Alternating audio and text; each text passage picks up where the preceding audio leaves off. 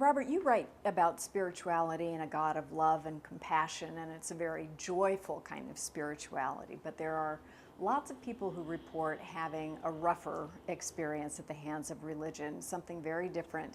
How do you explain that?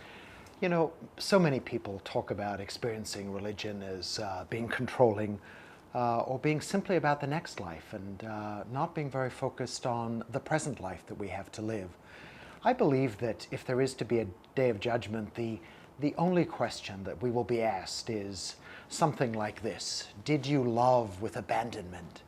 I believe that a spirituality of life with God is really about traveling to the deepest core of your being and the deepest purpose of life, which is all about love.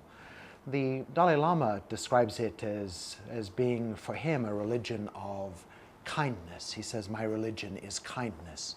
Now, that's not necessarily the same as love, but I think there is a connection between the two.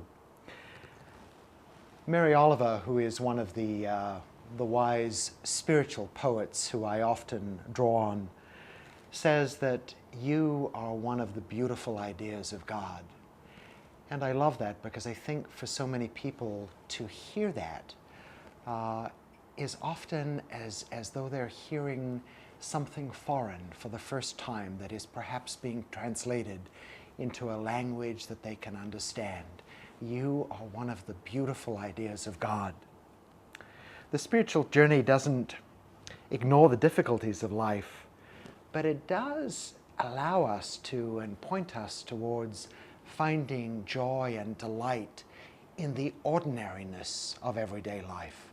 And I believe that the spiritual path, the path of love, and even the path of kindness, is about finding all of that in the everyday moments.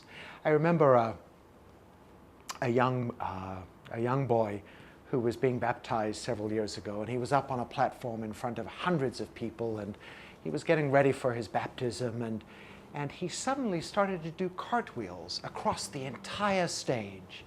And it was this wonderful moment. I think he understood that there was something of great delight and joy about to happen.